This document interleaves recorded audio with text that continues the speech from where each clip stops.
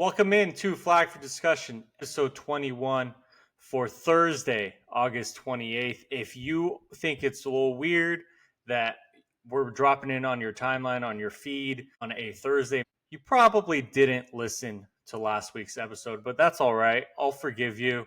We're young, we're growing, everyone has things to do in their lives, so I'll let it happen. My name is Farbod Merkazi. He is Jace Hatfield. If you missed last week's episode, we Flag for Discussion, myself and Jace, are now a 2-show per week podcast. What that means for you at home, we're going to be releasing a recap video at the beginning of the week, recapping the week that was, any stories that came out, any news that came out, and obviously the games that happened. And then our midweek or late week show is going to be previewing the week to come. Obviously, if there's college football news, you'll hear it first from us right here, no matter what show it is. But we're only here for the games. That's what everyone here for college football is here for. So now that we have games during the regular season, we will be on 2 times per week.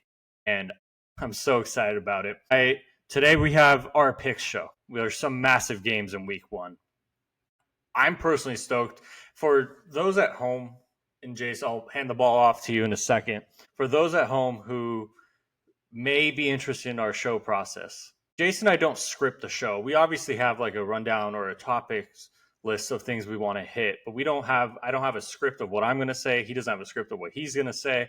We oftentimes surprise each other with our takes. We have our picks today. I don't know what his picks are. He doesn't know what mine are. Jason, I have something a little bit embarrassing to admit. On my drive home today, I was a little bored, so I started practicing the intro of the show. And I accidentally said multiple times, episode 21 for Monday. And I was like, I'm so hardwired to saying Monday because of the last 20 episodes. But I promise that that'll change. Long story short, keep tapped in with us. We're everywhere. Flag for Discussion on YouTube, F for Discussion on Twitter or X, at flag4 discussion, and we're Flag for Discussion anywhere you get your podcasts. Thank you for tuning in. That was a long preamble. Jace, how's it going? It is going well. I'm excited for our first Thursday release. For those listening, there's college football today. There's day college football. If you're like Farbod and you're on the Pacific time zone, 2:30, man, middle of the workday. If you're like me, getting off on the workday, don't have to work Friday, thanks Labor Day weekend. So tomorrow night, I'm geared up for some college football. We actually have some good I thought they did a really good job spacing out the slate for this, like week 1. We got some good Thursday games. We got some really good Friday games. A lot of good Saturday games. Then even some Sunday and a Monday night game, which will lead really nicely into the NFL starting up next week. So we got kind of blessed. They did a good job of scheduling this year. You and I obviously love week 0, but I think for anyone who is a hater on week 0, it's because of weeks like this where we have some massive games just to start off for college football season with massive implications. Jace, I'm going to hand the ball off to you. It's obviously picks week. Let's go over our picks from last week. Yeah, so last week we picked 4 games, and we have a 5th one that's still yet to happen coming up here shortly. So we're both 3-1 after week 1. Farbod, your hits were Kansas over Fresno State. You hit Idaho State to cover against UNLV, and you hit Hawaii to cover and win against Stanford. I'm also 3-1, slightly different path. I had Iowa State, I had Kansas over Fresno State, and then Hawaii as well. The difference is I thought UNLV was going to cover. They almost lost. And Farbod, you missed out on a very close one with Kansas State and Iowa State. The Wildcats didn't pull it out for you.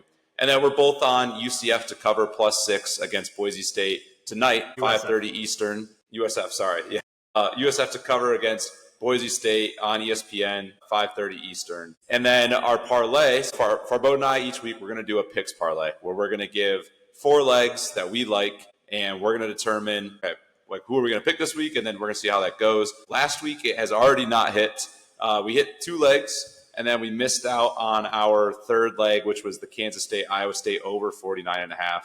If you watch that ending of that game, brutal beat. Farbod, we had the football on the goal line with 2 minutes, man. On the goal line. Needed out. Probably for the best considering the conditions, but tough beat. We did hit Hawaii money line on a little bit of an upset there. And then we also hit Kansas -12.5. And we have USF money line for the Thursday night game. That was kind of our big boost. So we'll see if we can at least go 3 for 4. Still no money, but it'd be good for the confidence to see another one go in. It was a great start for the season. I don't know how it's going to continue from there. I'm surprised how nice we were to Matt Campbell on episode 20 after he kneeled it out the 1 yard line when we were just like, go 1 yard, we need the over, but he wouldn't do it for us. But that's all right. Also, bad podcasting. We don't have a parlay prepared for today. But somehow alongside on this show, we're going to come up with one at the end of the show. Stay tuned for that. Right now, we need to get into the battle for Death Valley, the battle for who's the real Tigers. LSU, number 9, takes on Clemson, number 4. Clemson is a 3.5-point favorite, Saturday, 7:30 p.m. Eastern on ABC. So there's a lot of storylines to go in this game. Clemson is coming in as both of our national title picks. LSU is 0. They're 0-4. I think they haven't won an opener in 5 years. They definitely haven't won an opener under Brian Kelly. And 2019 was their last opener win. That's ridiculous. Part of that is because LSU schedules good teams or competent teams. They do.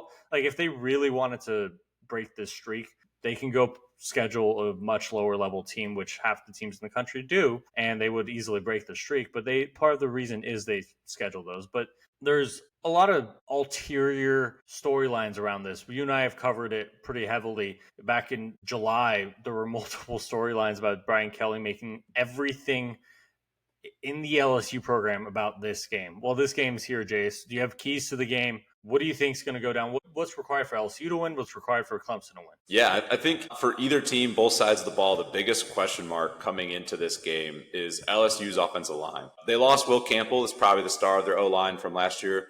Top 5 draft pick up to the New England Patriots. I think he was number 4 overall. You fill a lot of holes on the offensive line, a mix of portal guys and then guys that have been in your program that are stepping up, not starters, but have played and have been there. There's optimism within LSU on the O-line in terms of these guys were high recruits. They've limited chances they've had. They've played well. 2 of these guys started in their bowl game last year and played well for them. So there's hope that this O-line can be good. But O-lines, when you have 4 new faces, 5 new faces on an O-line that haven't all played together or in that position, it can take time to develop. We've seen that with some of the best O-lines in the country. As Oregon fans, we really felt that last year. The first few weeks, our O-line play was subpar. Now they turned it around, and I mean, they ended up going 12-0 in the regular season. So you can figure it out. Now, Oregon had the blessing of playing Idaho and Boise State, whereas LSU's got to do it against the best defensive line in the country with Clemson. So I think for me, that's the biggest key to the game is can LSU's O-line hold up against the Clemson defensive line, which is, like I said, I think on paper, as of right now, the best D-line in the country. Top 5 guaranteed. So it's going to be, what can LSU do? Can they buy time for Garrett Nussmeier? Garrett Nussmeier is a great arm, as we've seen. LSU is a wide receiver factory. They replaced 4 out of their 5 starters from last year. But again, either a highly rated recruit stepping up or it's high-end transfer portal guys. I think passing the football, they're going to be just fine. They have a really good second-year running back, Caden Durham, for over 1,000 yards last year as a freshman. They have all the skill positions. It's just, can the offensive line give them room, space, and time to operate as an offense? If Clemson D-line is eating them alive, I think this game could get south quickly in favor of Clemson. But if their O-line holds up, I think LSU is just as talented as a team. I think you hit it pretty right on the money. Is that O-line versus D-line?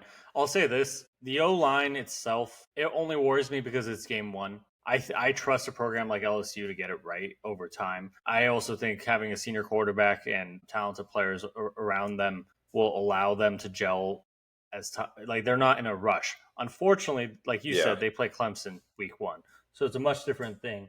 I'm not as worried about the Clemson offensive line. I mean, the LSU offensive line, because they, for a large point, I trust them to figure out and to gel. What I'm interested in seeing on both sides is how their defenses are. Plus, a couple years ago, it's been well covered by everyone. Their defense wasted a Heisman season from Jaden Daniels. They could have been a playoff contender. They could have probably been a national title contender in that Jaden Daniels year if their defense wasn't so awful. They brought in a completely new defensive staff going into last year. You obviously couldn't expect a lot of improvement, but you expected to see some, and you did. I wonder what the next step is. How much more are they going to be growing going into this year? And that we're going to get a big sign of that going into this year on Saturday night against Clemson. Clemson's defense, on the other hand, they are, like you said, they have arguably the most talented defensive line in the country, but they struggled against the run. They struggled defensively. Yeah. One of their bugaboos last year was on their defense, not their offense, for once in the last 5 or so years. So they brought in Tom Allen from Penn State. He's an excellent defensive coordinator. Penn State fans were happy he left. It still boggles my mind a little bit. Obviously, they brought in the best defensive coordinator in the country there. But I wonder to see what Clemson's defense looks like under Tom Allen and how much they've grown. They finally hit the transfer portal now. They had 2 dogs on the defensive line. They added 2 more on either side of them. They're going to be pretty formidable there. At that point, I guess you can talk about the quarterbacks, right? Cade Klubnik, Garrett Nussmeier. Who do you prefer more? Now we're getting into the minutia, I think. Yeah, that's those are both great options. I would take Cade Klubnik. I think he's slightly better, and he was both our Heisman picks as well. So I think we'll ride with Cade Klubnik here. But I think both quarterbacks are going to play good football, and I think if either O-line holds up and they have good receiver rooms, especially Clemson's wide receiver room is one of the best wide receiver rooms in the country. I like the situation with Cade and his receivers. Garrett Nussmeier, great quarterback. A lot of new faces in the wide receiver room. Can you figure that out? And like you said, it takes time to gel. And undoubtedly LSU is going to gel some point this season. I just don't know if it's week 1. And not to the fault of Nussmeier. He might look a little rocky, but that's more so timing on routes, kind of trying to hit that stuff where you don't always have that chemistry with a new wide receiver against a really good defense. And one thing I want to point out, I saw about Clemson from last season, non-SEC opponents, they were 10-1. They averaged 30-plus points a game. Against SEC, 0-3, and they averaged 13 points a game. Granted, it was Georgia to start the year, but they lost to South Carolina 17-14, and then in the college football playoff. It's an interesting scenario with Clemson. Can they figure it out with LSU? Can they stop the run, like you said? If they can't stop the run, who's to stop them from Garrett Nussmeier hitting them over the top once they try to load the box? Which is interesting, too. When you have TJ Parker and you have Peter Woods, it blows my mind that they can't stop the run. You have 2 guys who are going to be day 1 draft picks in a year from now. They had them last year, and they were equally just as good. It's not like they got randomly good in the offseason. They were, this highly touted last season. So I don't know how they weren't able to stop the run last year. And maybe that's the key for LSU. Maybe that's kind of just a magical issue that Clemson had. Maybe it's due to poor secondary play in the run game, poor linebacker play. And if you're LSU, you've got to figure out what it was because it's the same personnel. Figure out what it was and attack it. It is a new defensive coordinator, to your point, with Tom Allen, who at Penn State was a much better running game defensive coordinator, that makes sense, than what Clemson's had in the past. So that should be an upgrade for them. I think what people don't realize is Dabo Swinney, for a very long time, it wasn't just he wouldn't go out for transfers. He also wanted to build his staff in-house. When Brent Venables left, and I forget who their offensive coordinator was, but that guy left too, he promoted from within. They struggled offensively, and their defense, even though it didn't struggle because it had some dogs on it, that went down a notch too. A couple years ago, fires his in-house OC, hires an OC, Garrett Riley, from out of the program. This year, he finally realized that maybe in-house DCs, maybe this guy's not suited to be the Clemson Tigers defensive coordinator. He hires Tom Allen from out of the program. So that, in general, is one of the reasons I am interested in just new ideas coming into the program. I think Clemson's very focused on the season and obviously this game. I think LSU, for me, has shown kind of a loser's mentality, if you want to say, going into this game about this game, because they've made everything about this game. That's a question to be asked about just mentalities going into it. The only question I have for you is, how do we know that with so much returning on Clemson? I know these are kids, so every year they're bound to grow. But with so much returning on Clemson from last year, how do we know that this isn't just going to be the same game, same team as last year, where they're going to beat up on the Virginia Techs of the world or some of the weaker teams of the world, but they're going to struggle against truly formidable teams? Because we both think that LSU, if things go right, they are in the national title picture. They are in the playoff picture. So you and I both pick Clemson. It's just a conversation of how do we know that this team, which is largely the same as last year, is going to be any different in terms of on-field results? That's a fair question. And I don't think we do. I think we're both of us are hopeful that these young guys are taking the next step. And I think we're both banking on the development of all of these players.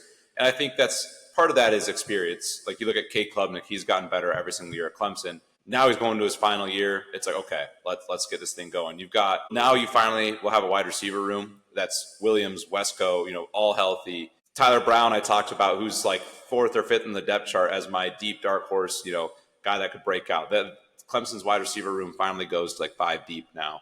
So I think we're banking on the development of, like Peter Woods, TJ Parker. They didn't make any like personnel additions that really make you sit there and say, oh yeah, now this is the team. Now they've got that piece. Now that they have this guy. In the way that some, maybe like other guys go out and get big portal names, it's not so much Clemson's bread and butter. So I think we're banking on the development. And then one thing that we haven't talked about that I think could be an Achilles heel offensively for Clemson, the running game could be kind of interesting this year. They'll have good O-line play, but you're going to be blanking on true freshman running back. True freshman running back have actually kind of played well the last handful of years in college football. LSU, case in point, in the SEC, running for 1,000 yards and 10 plus touchdowns. But it's not always a given. And if Clemson's in a scenario, which I could see happening with LSU, they could get up early, even get up pretty big. But if you can't run the football, how are you going to sustain leads? You can't be going 3 and out 3 out of every 4 drives. You can't be trying to throw the ball still because you can't run it, stopping the clock, giving LSU a chance to get back into it. So that could be an issue for Clemson is if they can't get the ground game going, because I think the one position group they did take a step back in was the running back room, just given you lost some elder talent that's been in their program for a while. Last couple of years, you had Phil Maffa, Will Shipley. Now you're kind of starting fresh with inexperience. How does that bode for you? So that is a cause for concern and a reason why they could maybe take a step back. Now, I think we got to say a few words about LSU. Because I think LSU is an awesome team. I think they are in the SEC title picture, just like I think Clemson is the favorite to be the ACC title winner and potentially a national title contender. They were both, Clemson was our pick. Garrett Nussmeier is an awesome quarterback. They have a ton returning, not a ton returning. They have a ton of talent on the staff, on the team right now. I'm not sure where LSU is better than Clemson at. Maybe if you prefer Garrett Nussmeier, that's a conversation to be had. I don't know. I think we should make our picks on this game, but I'm not confident in my pick either way. Yeah, I'm going to go Clemson. And I think, kind of as I said a minute ago, my game script that I can see playing out, Clemson gets ahead pretty big in the first half. I could see up 2 scores at halftime, feeling good. In a world where LSU, take a deep breath. And it's a lot of new faces, but hey, you can compete with them. Take a deep breath. Clemson doesn't run the ball super well in the second half. LSU kind of picks it up a little bit, and the game gets a little bit closer at the end. I still think Clemson will win and cover. The other one question mark I have that I think I'm going to be wrong on is if LSU's O-line does hold up, and Garrett Nussmeier is so good that the chemistry doesn't really matter, and he's wheeling and dealing.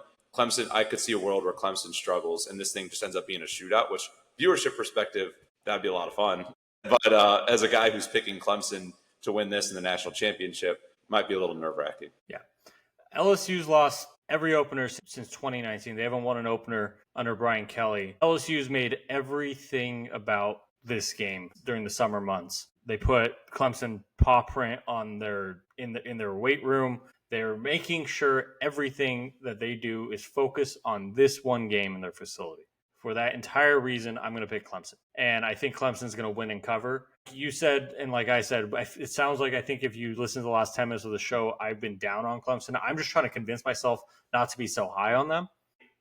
I think Clemson's going to win and cover. I think they're better everywhere. Obviously, your conversation becomes Nussmeier versus Klubnik. I think the biggest point, and going back to what you said about Clemson being different than they were last year, even though they're returning a lot the same, is it finally looked like Kate Klubnik clicked. And he was this 5-star talent that came in and really had so much hype, especially because everyone was begging for him when DJU was struggling. And it just didn't click for a while. And I think this is year 3 under Garrett Riley. He clicked last year in year 2. I'm looking for even more general growth from Cade Klubnik to see how far he can take this Clemson team. So I'll take the Clemson Tigers to become the real Tigers in this battle, and LSU to continue their opener loss streak. Oh my goodness. My dog barking earlier really rattled me.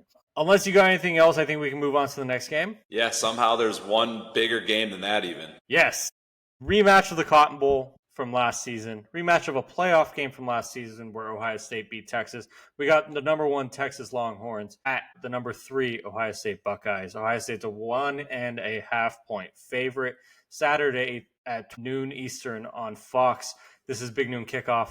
This is a massive game, massive parameters. Both teams are coming in with brand new quarterbacks. Both teams have a lot to replace along their roster from last season. Ohio State obviously was extremely senior later in last year, but they returned Caleb Downs and Jeremiah Smith. They have Julian Sayin as quarterback. Texas, Arch Manning, obviously, headliner. He's going to be their quarterback.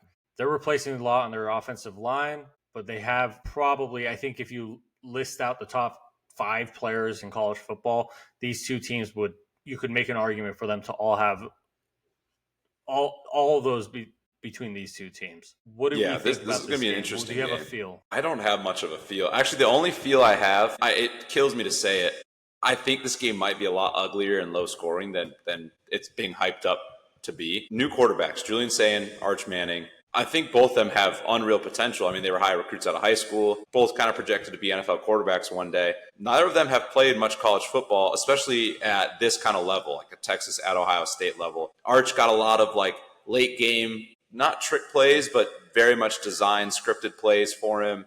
Played a lot of games against lesser opponents. Hasn't really had the experience of having to go in a massive road environment and start and win a game. And Julian Sayin just really hasn't played much college football at all, especially at a high level. So you're going to have 2 inexperienced quarterbacks. And I think both of these teams feel a lot more confident defensively than offensively at the moment, especially on Texas' side of things. Your 2 best players for Texas, Colin Simmons and Anthony Hill Jr., defensive side of the ball. I think their only question mark coming into the year was interior D-line, but they went and got like 3 portal pieces, Ohio State guy, a Penn State guy, and I think it was like I can't remember who the third one was, but you retool there. Syracuse. And then offensively, Syracuse, nice, good shout. So you retool there at the one position I think they had question marks on. And then you have 2 of the best you have the 2 best linebackers in the country who can also edge rush for you. So I think Texas probably feels very, very good where they're at defensively. Ohio State, you have Caleb Downs on the defensive side of the ball. And then you replace a lot on the defensive side of the ball. You know, your 2 edge rushers you replace. But it's Ohio State. They have a 89% blue chip ratio. Every single person that is stepping up at Ohio State to play is a 4 or 5 star, basically. So I don't think there's a lot of fear from Ohio State side. And defensively, you do get a new defensive coordinator, but I think it's Matt Patricia now. They have 2 new coordinators, actually, Brian Hartline and Matt Patricia. But Matt Patricia, as many jokes as you want to make about him when he was with the Lions and how bad that went, he's always been a really good defensive coordinator. And I think he's probably got something to prove. Yeah, no, not a good offensive coach. Knows defense, and he's got something to prove. Right? He's got a chip on his shoulder after kind of a rough stint in the NFL as it's gone the last handful of years for him. I think Ohio State feels good where they're at defensively. Both teams have a couple offensive players. You know, you have Quintravian Wisner from Texas, running back, who I think they are confident in and can rely on. And then Ohio State, you have Jeremiah Smith, Max Clare from Purdue, and then Carnell Tate as well. So I think they have some skill position players, but new quarterbacks and a lot of new faces on the offensive lines for both teams. It'll be interesting to see how it goes. My one read is that I think it's going to be a low-scoring, slightly uglier game than people think. That's actually a really interesting thing because I almost wonder. So I guess I'll ask you this. Would you rather have Ant Hill, Colin Simmons, Arch Manning, and Wisner, which are amongst the best players in college football, but not the best? Or would you rather have Caleb Downs, Jeremiah Smith, Julian Sayin, and the crowd? The crowd on the road is a massive deal, I think. Ohio State hasn't defended the shoe super well. Like, as much as I would like to think that that's a big deal, Michigan went in there as 20-point dogs and beat them last year. Mario Cristobal took Anthony Brown Jr. and C.J. Verdell and ran it down their throat and beat them pretty handedly a couple of years back. I don't know if the crowd's doing it. The shoe hasn't been what I think it's brought up to be a lot. I think I would rather have – I think Julian Sayin will turn out to be a very solid quarterback. As I've seen on Twitter and social media, you don't even need to press the acceleration. Don't even press the gas. Just steer the Lamborghini. I think there's almost more pressure on him playing at home than it would be if he was playing on the road. And I think for Arch Manning, I actually think playing your first start is a little less pressure at Ohio State than it would be at home. Because when you're in front of your crowd and they're all expecting you to be a superstar, I think there's a little bit more nerve-wracking and a little bit more pressure to perform than if you're the young, new-face quarterback in a really tough road environment. I think there's a little bit more leeway for you to maybe not be as perfect as you might need to be. And I don't know if Julian Sayin's going to have what it takes to take down the Texas defense. But he's got Jeremiah Smith. As I say that, I'm also thinking, well, he's got Jeremiah Smith and Carnell Tate. Just throw it somewhere where they can catch it, and they probably will come down with it. I think it's going to be a very close game. Vegas agrees is at 1.5, which means on a neutral site, they favor Texas slightly. I'm going to roll with Texas. I'll give my pick a little early. You can save yours if you'd like. I'm going to roll with Texas and what I think is going to be a lower scoring, ugly game. I think one or two big plays is what's going to make or break this game. And that could be a Jeremiah Smith 80-yard touchdown. Ohio State wins. Or that could be Julian Sayin strip sack. Anthony Hill Jr. picks it up and scores a touchdown for Texas late in the game. I think it's going to be something like that. I don't hate that pick. I mean, last year it was a close game. Obviously, completely different teams on both sides. Ohio State won in the playoff. This could be the first of two matchups we see between these teams because of where they're both supposed to be in the playoff. This game has no implications on whether or not Ohio State will be in the Big Ten title game or win or be the Big Ten champs. Same thing. This game has no implications on whether or not Texas will be in the SEC title game or be even SEC champs. Did you see the quote from Arch Manning? He might have dropped that was one of the coldest quotes. Yeah, I have a pick on this, but I want to say Arch Manning's quote, and for everyone at home, he basically said, "We don't feel like we have a target on our back, but we have a red dot on everyone else." That might have been the best quote of the season, and the week one hasn't happened yet. What I'm curious about is how ready he is in going into the shoe. I know the shoe hasn't been impenetrable in the last 5 years or so, but it's still a massive deal. And this is still a team that has a chip on their shoulder because Ohio State was the one that took away their chance at a national title last year. And I know a lot of people aren't saying that like this is a rivalry, but it's going to be a budding rivalry with how these two teams compete against each other year after year and how they're going to be competing against each other even more in the 12-team playoff. They recruit against each other. Their players have definitely visited and considered each other's school. There's a lot of deep hatred that's going to start building between these two teams. One point I do want to make about this: a lot of general media are making a big deal of all the losses Ohio State has from last year. And don't get me wrong, they have a ton of losses. They lost probably their entire defensive line, a couple of receivers, most of their offensive line. They have 2-star running backs. Their entire team from last year is basically in the NFL. So I'll give you that. But the way we look at Clemson to bring Clemson back into this year is if they don't win it, they might not be elite for a long time because they just haven't been recruiting elite in the last couple of years, and they've been developing their current standard of team up until this point. So Clemson's window to win a national title is this year. I don't know how long it'll take for them to get back to this point. Ohio State is, like you said, I know stars don't mean everything, but they do mean something. Ohio State is a favorite in this game for a reason, not just because they're home. Ohio State will reload. They have a ton of blue chip talent, and I don't think it's as big a deal as everyone's saying it is. And that's the same goes for Texas. They're replacing a lot, but they have a ton of talent everywhere. And Sark's done a really great job building that team and building that culture. Because before Sark, Texas would still get the players that Texas has right now, but they would just never develop. They would never pan out. And you would see them on other teams. Maybe they would pan out there, or there would be some trouble with a former Texas player. And we would always ask, is Texas back? I'm just glad we never have to ask that again because we can confirm that Texas is back. That's a long-winded way of me giving you my pick. I'm going to be contrarian to you. I'm pretty partial to Julian Sayin. Maybe it's because he's from around where I am, and I was really excited to watch him at Alabama, even more excited to watch him play with Jeremiah Smith. It's obviously a big game for him, but he won't have the noise behind him, and he has a safety valve of Jeremiah Smith. There's a big point of contention here where last year Texas double bracketed Jeremiah Smith. I'm not going to pretend to be the football X's and O's guy and tell you how to defend Jeremiah Smith, but he has to also be ready to throw to Carnell Tate and Max Clare that they got from Purdue and some of the other superstar talent that they just have that people just don't know about yet. But in saying that, I'm going to take Ohio State. I'm going to take them to cover. I'm going to take them to win the game. I think Ohio State will win this one, start out their season 1-0. But that doesn't mean Ohio State's a better team than Texas. I think they'll just have the better of them in this game. Yeah, like you said, there's a very real chance we see a rematch of this game later in the year. And I think this is two teams that'll look way different later. Like if they were to play in the playoff, it's going to be like 42-40.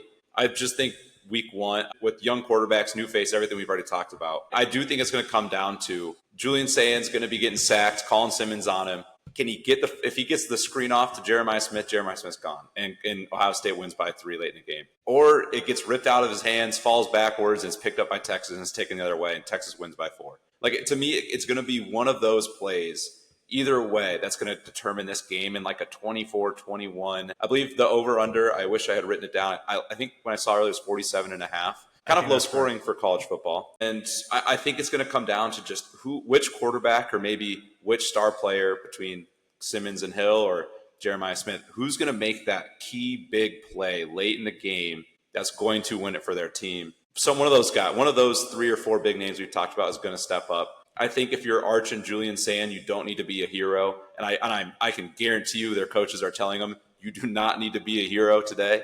Like, save that for later. Let's just get this thing moving. So I think it'll be a really fun game. I would tamper your expectations from having some playoff level game. We could later. I don't think it's tomorrow or this weekend, but I'm really excited for this one. I do think it's going to go either way. It's going to come down to 1 or 2 big plays. Real quick before we move on, I do want to bring back something that I slipped my mind earlier. You brought up a great point. They have 2 new coordinators. Obviously, Matt Patricia is a well-known NFL coordinator, and Brian Hartline has been within the program, so you feel better about him taking over because things shouldn't change as much as they might with a different coordinator.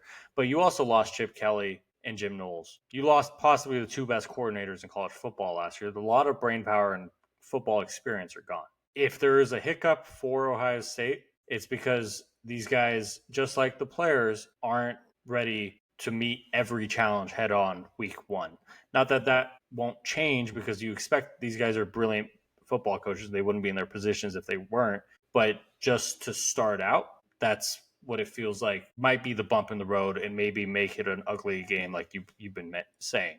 Jace, I'm going to hand the ball back off to you. We have a brand new segment. It's a nameless, faceless segment right now, but we will come up with a name for it eventually. Go for it. Yes, this is going to be our underdog pick segment. Every single week, Farbode. Who knows? Yeah, we could go. Well, if we come up with something good, we will, but we won't force it. So we're going to have an underdog segment. And each week, we're each going to pick one underdog. We'll do a different one. And we're going to track throughout the season and see how we do. So a couple rules, some groundskeeping here. We'll track the points all season long. Your dog has to be 8.5 points or greater. More than one score, essentially, is the reasoning for that. If your dog covers, you get 1 point. If your dog wins, you get 2 points in addition to the 1 point for the cover. So basically, every week, as an individual, you can receive 0, 1, or 3 points. 0 points, your dog doesn't cover. Obviously, they don't win. 1 point, covers, doesn't win. 3 points, covers, and wins. If you would like to play along, those are the rules. It's pretty easy. Throw it in your notes app. Throw in who you're picking. Make sure the spread is with 8.5 or greater, and then just keep track on how they do. Week one's an interesting one. As we were kind of looking through the slate, I was looking through it earlier today. It's so hard to tell when you don't know what these teams are going to look like, and especially some of these teams that had 20, 30, 35 transfers come in. Those are the teams that are really difficult. But I feel good about the one that I found. I'm gonna hand it off to you though, and I think I want to hear yours first. It's so funny. This game is going to be so fascinating because we're going to feel so bad if our underdogs don't cover, but that's the entire point of an 8-point or 8.5 point or greater underdog, that they're probably not suited up to match up against their opponent. So we're probably going to have more weeks than not of having 0 points or maybe just 1 point, but we have to hope.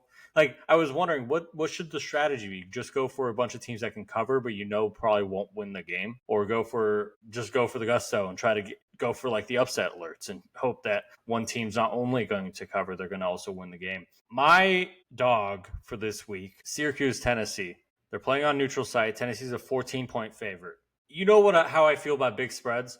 Granted, I will say I'm going to pick some big spreads as the season goes on. No one knows what this game's going to look like.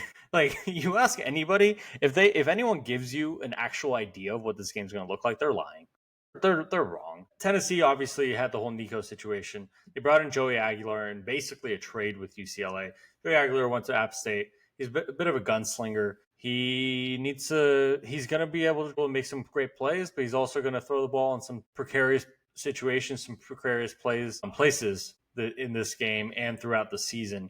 What worried me about him when he transferred to Tennessee is the same thing that worries me right now. He hadn't practiced with the team until fall camp in pads. Obviously, you can throw to your receivers as much as you want. Obviously, you can play catch, you can work out, you can run routes, you can do whatever with your team as much as you can. But there's a big difference in that and running drills in pads, in practice with your team.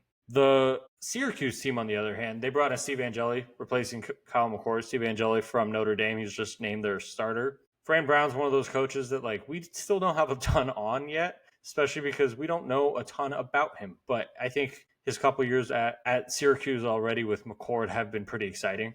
And just seeing how his team's grown and he's really taken on the identity of him, and they're trying to take the next step. I have no idea if Steve Angeli is going to be good. I have no idea if Syracuse is going to be good. A lot of people are predicting them to take a step back. I think there's a chance that Fran Brown is trying to steal one in this game. And there's a chance that he says, if we make this ugly enough, they won't be buttoned up. Josh Heupel's offense is tricky and confusing as it is for a returning quarterback, let alone a quarterback who's had like 14 practices in it. So Tennessee, we expect to take a small step back this year. Syracuse, we expect to take a step back. I think this game could be ugly. I think Syracuse could cover that 14, and that's my dog. I think that's a great pick. To add to why I think you're a great pick here, but than that, like you said, new quarterback, we've already talked about that, but also Dylan Sampson's gone, and that was kind of their bread and butter. Nico showed flashes at times, but there was a lot of times last year where Nico struggled, and you can credit Dylan Sampson for carrying that offense through a lot of rough patches. I don't have the numbers in front of me. I have to imagine he accounted for over 1,500 yards in that offense. He was their bell cow. He was their main guy. He's in the NFL now. So you do lose him as well as your quarterback. And then defensively, they lost James Pierce Jr., who was their best edge rusher. And this could be an ignorance thing on my end, but I don't know if Tennessee is reloaded enough to make me feel confident that without Nico and Dylan Sampson, the offense is going to run like it did.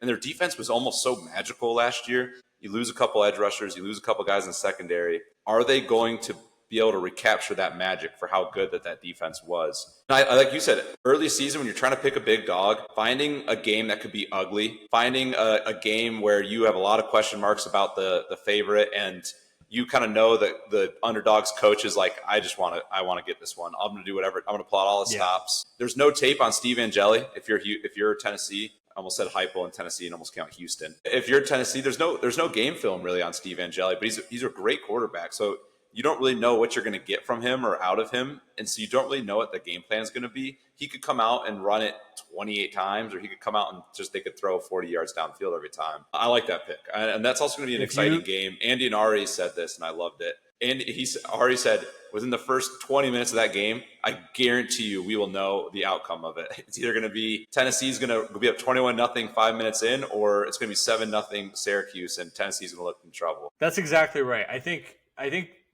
this could be an absolute beating by Tennessee over Syracuse. Don't get me wrong. There's a reason they are a 14-point favorite. But at the same time, I think if there's a game that has a potential of going wrong for the favorite, it's this one. You said Dylan Sampson, you think he had to have covered 1,500 yards last year. I have the stats in front of me.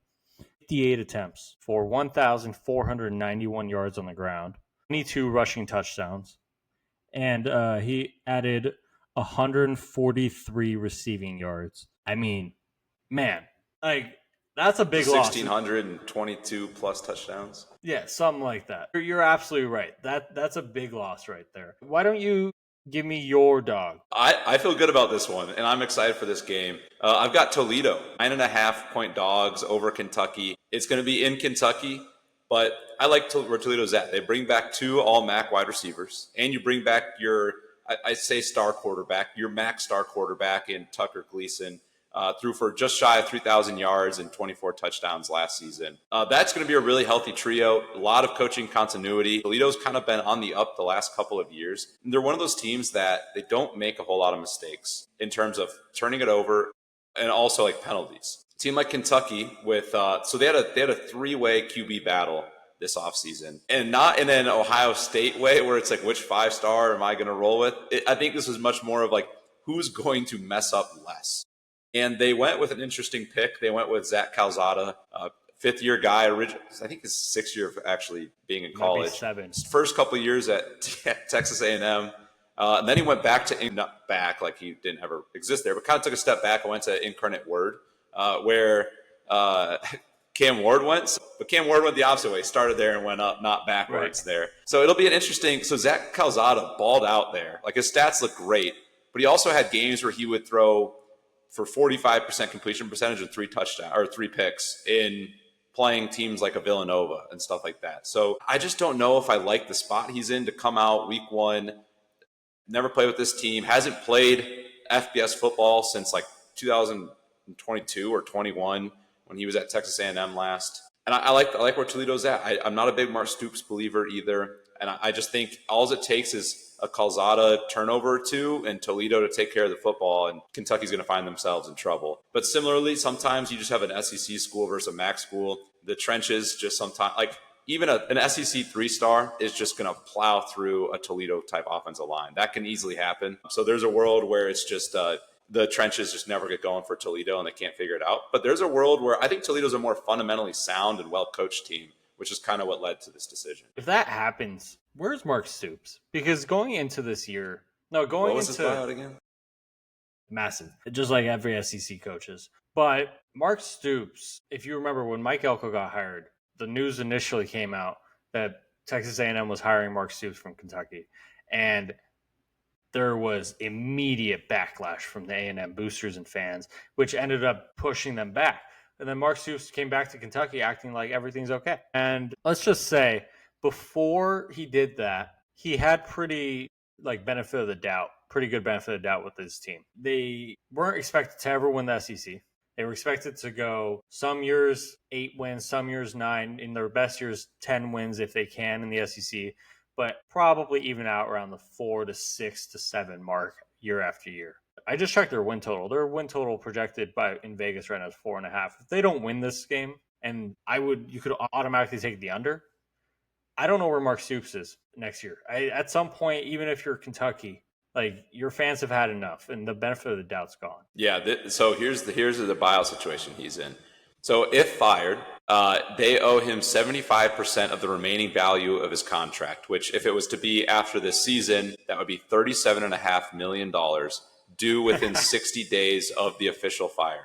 And as Kentucky fans are calling it, a stupid contract, spelled like Mark Stoops, S-T-O-O-P. Wow. So, yeah, creative. If they can cough up $37.5 million in 60 days, there goes Kentucky's basketball NIL budget for the next 3 or 4 years. If you lose it, if Toledo comes into, let me give you a scenario. Toledo comes in and wins, let's say Toledo wins 35-10. Does Mark Stoops make it to the end of the season? I mean, I think you have to. At that point, it's a conversation of, in a year where we have to add up $20 million more for revenue sharing, are we going to be able to pay $37-40 million for a buyout for a football coach and then pay another 5 to 10 because we have to go hire someone else? I don't know. I think he's just got the best job in college football right now. It's SEC salary without SEC expectations. And his next best job is a fired head coach, which is also an amazing job in college football right now because you just get this massive buyout and you can just chill, maybe go on TV, fix your image a little bit, and then come back and all of a sudden you're getting job interviews again. It's like, I hope for Zach Calzada. I mean, I hope he has like a doctorate by now with the length of time he's been in college football. Man, for you, I hope your dog hits, but for Zach Calzada, I hope they win and win handedly. Yeah, there's a world where there's just too much talent. Again, it's an SEC roster. Same thing with Tennessee. Sometimes you can, on paper, it's not a great machine, but when the parts are just much nicer and newer, then the other team. It's nothing you can do about it.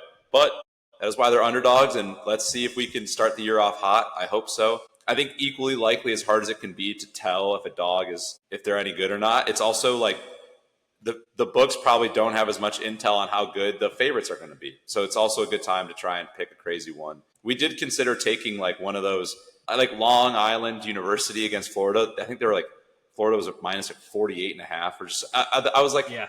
I could try to steal a point. Like, is Florida even going to, like, not that Florida's not good, but I feel like they could get up 40-0 and then just stop. So I was like, could that be a strategy? Figured I'd go for gold. Why not? Last week, Kansas was up 24-7 in the first half, and I forget what the over was, but it was short. It was soon after that, and then they scored a touchdown, made it 31-7 in the second half. That was it.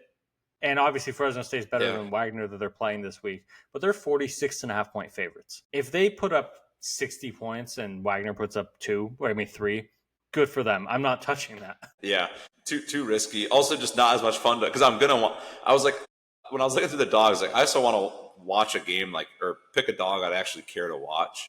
Toledo, Kentucky being one of those games. Syracuse and Tennessee, absolutely one of those games. Wagner, Georgia, Long Island, Florida. I don't have interest in watching that.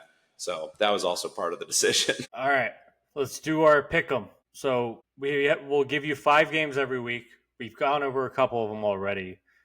We'll give you our picks against the spread. We'll give you our picks of who wins the game. We're keeping track of all these picks as the season goes on, trying to discover which one of us is better at picking college football games.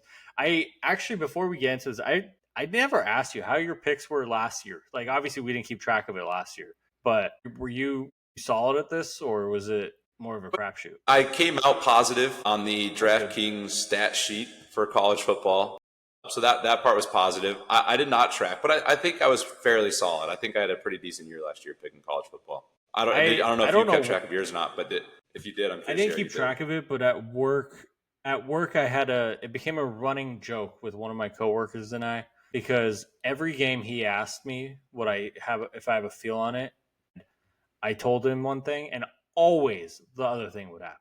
Like even if the team was covering a massive spread, by the end of the game, all of a sudden there's a backdoor cover. Like neither of us saw it coming. It was like, are you kidding me? Personally, I did fine, but for whatever reason, every game that my coworker asked me and I gave him an answer, the opposite happened. So he thinks I'm the worst gambler in the world. All right, pick 'em time. I think we should start actually with number 8 Alabama, 13.5-point favorite at Florida State, Saturday, 3:30 Eastern on ABC. We don't need to have a long conversation in terms of like we did with the earlier games, but this is a game of note. Do you have a feel on this, and what's your pick? I'm going Alabama, 13.5, and I feel pretty confident about this one.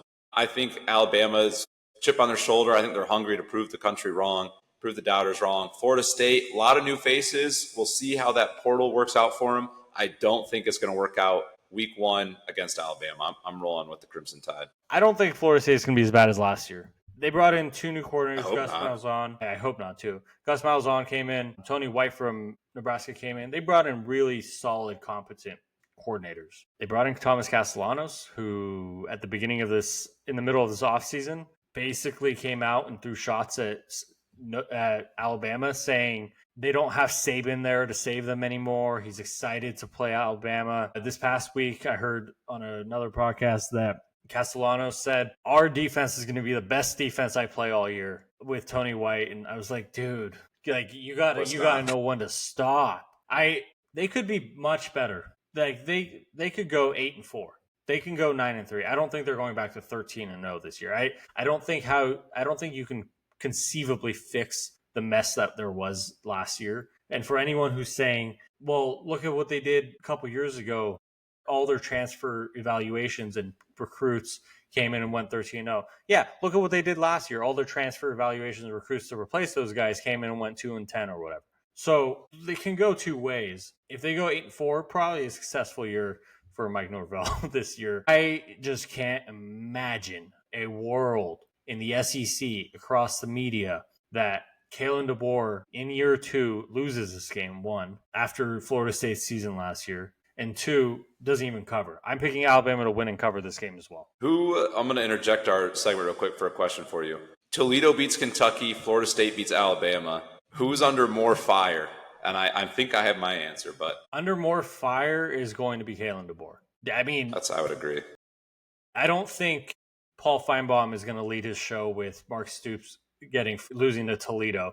But the second, if Alabama loses to Florida State, it's probably not as bad as them losing to Vanderbilt last year. But it's close. It's damn close. If Alabama loses to Florida State or struggles, it's going to lead Feinbaum's show. And it's going to be the main talking point throughout the state of Alabama, throughout the SEC, on our show. We're going to be talking about that for like 50 minutes. Just obviously, Simpson, brand new quarterback, career start, big change for Alabama. They were my SEC champ for a reason. I don't expect that to happen. Yeah. I don't think Florida State has the tools to stop Ryan Williams either. All righty. We already picked this game, but number 1, Texas, and number 3, Ohio State, -1.5. Ohio State is the favorite there. Saturday, noon on Fox. I don't think I'm changing my pick. I'm sticking with the Buckeyes. You sticking with Texas? Yep, I'll stick with Texas. We can knock out LSU-Clemson here as well. I'll stick with Clemson on that one. Yeah, I'm sticking with Clemson on that. I was considering taking LSU to cover. Like, you could tell me it's a 27-24 game, especially week 1. I just feel like week 1 jitters normally happen with teams that are trying to piece it together, and like you and I have discussed plenty on this podcast already. Clemson is just playing after basically a really long bye week because it's the same team as last year, just hopefully a little bit more developed. All right, 2 really fun games to add on to our pick'em. Notre Dame, number 6, Miami. I know I'm going out of order. I just read that first. Number 6, Notre Dame, 2.5-point favorites at number 10, Miami. That's a Sunday night game on ABC. What's your pick? What do you have a feel one way or another? I'm rolling with Miami on this one. My gut had said Notre Dame. When I first saw this and I first put it down, I immediately threw Notre Dame on, and I was pretty confident in that. And then I thought a little bit more about it. Whenever I get like too confident on a pick, kind of you said, I feel like whenever it's obvious, that's kind of a downside. I saw the public was all over Notre Dame, so that makes me a little nervous. Books don't lose money. Also, we've seen it firsthand, the Mario Cristobal early season black magic that he's got going on, just his ability to muster up crazy wins when you just really do not expect it. I could see a world where that happens. And I also started thinking a little bit about it too. The reason why I immediately was like, oh, I love Miami or love Notre Dame in this. Jeremiah Love, I was like, oh, Miami had a terrible run defense last year. Jeremiah Love's going to run for 350 yards in this game, and it's going to be a beatdown. Thought a little bit more about it. I think part of what made Jeremiah Love so good at running the football was Riley Leonard was also a threat to run the football and also a threat to throw the football. We'll see what CJ Carr is. I think the kid could potentially be a great quarterback. I don't know if this first start against Miami week 1 is going to be where we see that. And I don't know if I could see a world where Miami commits 8 players to Jeremiah Love every play, and CJ Carr just doesn't have the juice in him to go into Miami and beat Miami himself. Yeah. And I have to imagine that's what they'll do. Also, looking more into Miami, you get a big transfer in Blay Jr. on the D-line, and then they finally got healthy. They had 2 really good edge rushers last year. From what I was reading, they kind of went back and forth getting banged up all season and never really played together healthy. Fully healthy now. You bring in a good transfer on the D-line. I think there's a chance that they stop Jeremiah Love. I do think they're going to force CJ Carr to beat him, and I do think that might work at home. Carson Beck gets a lot of shade and a lot of hate. He's coming off an injury. The one thing he is guaranteedly good at is he does have experience. He does know how to play winning football. He's done it before. He's played in big games. I don't think big games faze him. He knows what it's like. I have faith in Miami to get this thing done. I think I like that everyone's picking Notre Dame. That also gives me some solace there. So I'm going to roll with Miami to cover that 2.5. I think they might win. Obviously, we're just picking spreads, but I actually do like them to win that game as well. I'm right there with you. I think everyone just assumes because they lost Cam Ward that offense is going to crash. I think Carson Beck's a good, probably great quarterback that people don't give him credit for because of the way last year ended with injury and some of the poor performances he had last season. All I know is if there's a team that can match up with Notre Dame's offensive and defensive line, it is a Mario Cristobal coach team. Mario Cristobal emphasizes the trenches. Miami's defensive line can match up with Notre Dame's offensive line. Notre Dame is replacing a little bit on the offensive line. Also has some injuries on the offensive line that has affected their depth. Miami's offensive line might be one of the best, if not the best offensive line in the country. They should go up and hold their own with an experienced quarterback behind them under Shannon Dawson's offensive scheme. That's going to be interesting. They brought in a new defensive coordinator from Minnesota this year because their defense was the biggest issue last year. His new scheme should at least help them. And what I've been reading and hearing from other shows, other insiders, Miami feels really good about their secondary, which was one of their biggest weaknesses last year. Going into this year, Miami feels really good. CJ Carr, I have to point out one thing. Notre Dame's team last year, Riley Leonard's a really good quarterback, but if Notre Dame had a pass game, they might have been the best team in the country, just with the way they could operate their team on both sides. I don't want to take this away. If CJ Carr is a really good quarterback, that could easily be a Notre Dame win. Now, I say all that to say you're absolutely right. I think Miami's going to dare CJ Carr to throw him to beat them, try to bottle up Jeremiah Love, dare CJ Carr to throw to beat them. And I saw a funny tweet the other day. It said, I have no doubt Mario is going to have an amazing game plan to beat Notre Dame. What I'm worried about is his game plan against Bethune-Cookman the week after. So that's a great point. I'll have Miami covering and winning this game. And you and I are in lockstep again. One last game, pretty exciting game, pretty controversial game across all of the pickers around the country. Auburn's going to Baylor. I think we might have put the favor on the wrong side, but Auburn's a 2.5-point favorite on Friday night on Fox. Are you a believer in Jackson Arnold, or are we a Sawyer Robertson, Baylor, Dave Aranda guy? I'm riding with Sawyer Robinson and the Baylor Bears. I think I'm not a big Hugh Freeze guy myself. Jackson Arnold, I really do like the kid, and I hope he pulls it around. I'm not sure if this is the Jackson Arnold game where he proves that everybody was wrong. Dave Aranda is a great defensive coach. We've talked about him on this podcast before. I don't know if Jackson Arnold is quite there yet in his career to where he's going to be able to navigate a Dave Aranda offense or defense with a new offensive scheme, new weapons, new O-line, new teammates around him. That's a tough week one matchup in Waco. Also, I love Sawyer Robinson. I think he's a really underrated quarterback in the country this year. They bring back their bell cow running back in Washington, and they have a really good wide receiver room. They have 3 wide receivers they bring back from last year that account for almost 20 combined touchdowns and almost 2,000 yards combined receiving between the 3 of them. I like the continuity that Baylor brings. I like the comfortability that Baylor brings in a week one matchup. I think Auburn as a team probably has a little bit more potential to do damage, obviously in the SEC. So I think it's more like there's conceivably a world where Baylor's in the Big 12 championship and Auburn's 7-5, but Auburn might be a better team just given the SEC Big 12 schedules. But I just think week one, with the situation these two teams are in, Baylor just gives me a little bit more confidence. They might not have the ceiling Auburn does, but I do think they have a safer floor. And I'm gonna rely on that floor to get me through this Friday night game. So there's a couple different things that are riding my pick. And we are on opposite sides. I'm going to take Auburn to win and cover this game. One, Jackson Arnold just partnered with Dude Wipes. And if you partner with a company that literally wipes your butt, you're signing up for a lot of jokes if you're ass. That's pretty an unserious take for why I think they're going to win. Like a more serious part of it, Jackson Arnold wasn't bad at Oklahoma last year because he was bad. Jackson Arnold was committed to Oklahoma for a couple years before he got to Oklahoma. Unfortunately for him, Oklahoma failed to recruit offensive linemen or forgot in that time. And then the year that he became the starter, Jeff Lebby left for Mississippi State. They hired a terrible offensive coordinator. They had to fire the offensive coordinator during the season. They lost their top 5 receivers to injury. Yeah, every receiver got hurt. Yeah, there were points throughout the season that every one of Oklahoma's top receivers were gone. Their offensive coordinator was terrible. And if you watch them play just their offense with Arnold under center, dude, it just looked like they didn't know what they were doing. It wasn't like a execute. You can't ask someone to execute without giving them the answers to the test. And so I say all that to say, I don't think Jackson Arnold was bad at Oklahoma last year because he was a bad quarterback. I think he was an inexperienced quarterback who had no shot to be good with his surroundings and his environment at Oklahoma. Now he's at Auburn.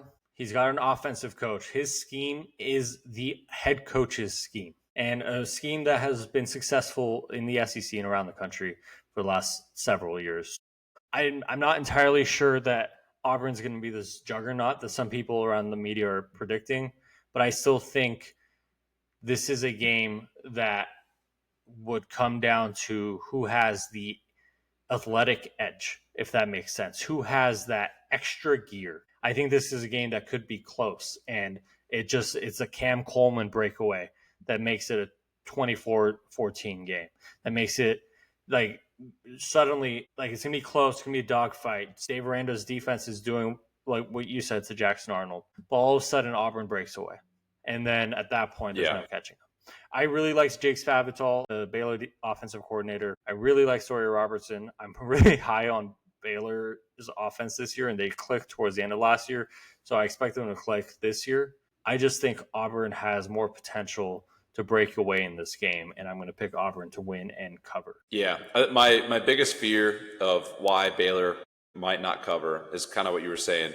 When Auburn's offense is on the field and Baylor's defense is on the field, Cam Coleman is going to be, by a good margin, the best football player on that field. And that can be really difficult. We've seen that with Jeremiah Smith before. When he played, even if it's a team that's equally as good as them, when he's on the field and the defense doesn't have an answer for him, it can be impossible to stop a guy like that. And Cam Coleman is that level of elite that he can do that to a defense. So I think if Cam Coleman gets going and Jackson Arnold can get something going with him, that could be a very dangerous recipe for Baylor. Not just Baylor, but I mean the entire SEC in general. But obviously Baylor in this moment. The only reason Cam Coleman didn't get the hype that Jeremiah Smith and Ryan Williams got last year as a true freshman was because Peyton Thorne was his quarterback. And I'm sorry, I think Cam Coleman's special. And if Jackson Arnold is semi-competent, I mean, that guy could have transferred and gone anywhere. He probably liked at least some of what he saw from Jackson Arnold.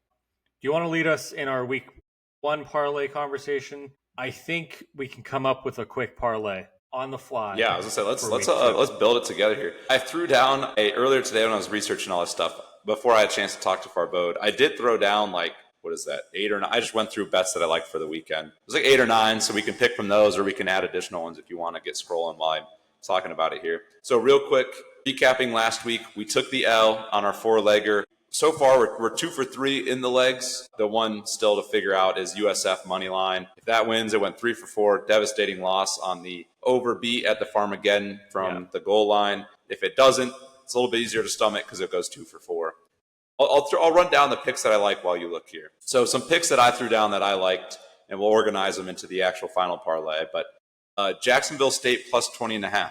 I think I don't think Scott Frost and UCF are a good enough team to beat another good team, Jacksonville State, by 20.5 points week one. It's also supposed to be raining in Florida. It's a home game for UCF, but it's Jacksonville State. It's not like it's a crazy travel and there's going to be no fans for them there.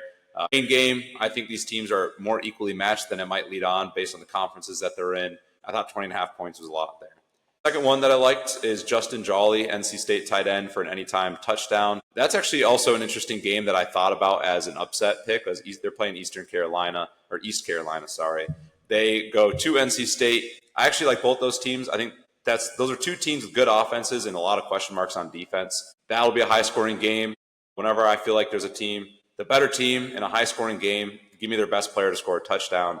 That's what I'm doing with him there. Obviously, we just talked about this one, but Baylor money line was one that I liked. Farbode's on the other end of that, so we probably won't pick it. That's just one that I had liked going in. There's a little bit of to me, that's a pick'em game. That's a total toss-up. Yeah. And the fact that there's a plus sign next to Baylor, I like the value more so than anything. Texas-Ohio State, I kind of broke this one down earlier, but under 47.5 was something I liked a lot. Two really good defenses, a lot of new pieces offensively, coordinator position including for Ohio State, young quarterbacks in a big game, big atmosphere.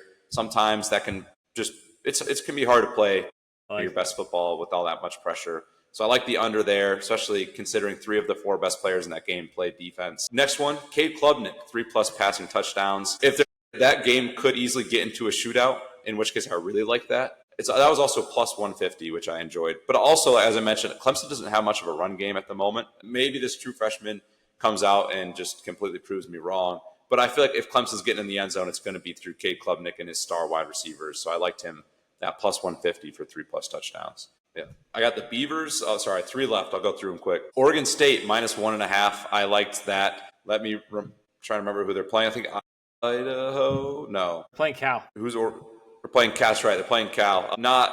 Wilcox, I just don't think he's got Cal rolling. They've lost a lot of their best players last 2 years in the portal. Haven't really retained much. And I think Oregon State's sneaky a little bit better than they're given credit for. I think just because they got left behind in the whole conference realignment, people just wrote them off as a much worse team than they actually are. That's a team that's faced Wilcox before. I like the 1.5 at home for the Beavers. I think they're a better team, and they have only -1.5 to be a home team there. I like that. Final two, Utah versus UCLA, over 51.5.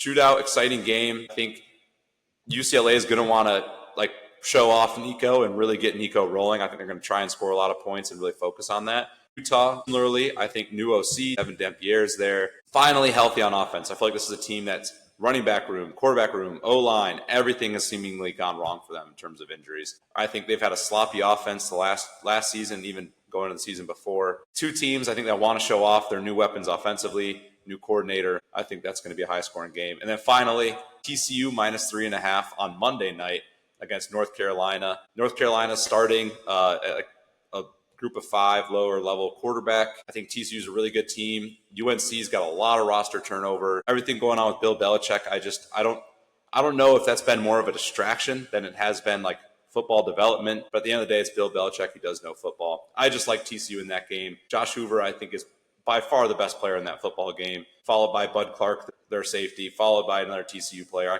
If you made a top 10 players in that game, 8 of them would play for TCU. I think 3.5 is disrespectful to the Horned Frogs, and I think that's a whooping. All right, before I tell you which one of those I like, do you want to add what we talked about before the show, Hawaii against Arizona, and stay on the Hawaii train? What is? I don't know what the spread is. Alejado playing? It's a massive spread. It was like 17 when I saw earlier. Yeah, and Micah Alejado is not practicing this week, but expected to play. Maybe I saw the line jump from like 10 to 17. That could be why. Huh. Okay. Then, but I still don't hate that. Let's hang on to that until we know more about who's their quarterback for this game. Okay, so I like my favorite pick in this is, I think you mentally alluded to this but didn't bring it up. Pac-12 after dark, Utah UCLA at night. Definitely going over. Yeah. That one. All right, let me highlight that one. TCU I like because I think it'll happen. I just almost want to stay away from Belichick until I know I see a game, but that might be a pick. K. Klubnik, 3 passing touchdowns. I like that. The only thing is, if he does that, it might be a shootout of a game. So we'll see. And then I do like the under in the Texas-Ohio State game. We're essentially shooting for like a 24-21, 24-17 game.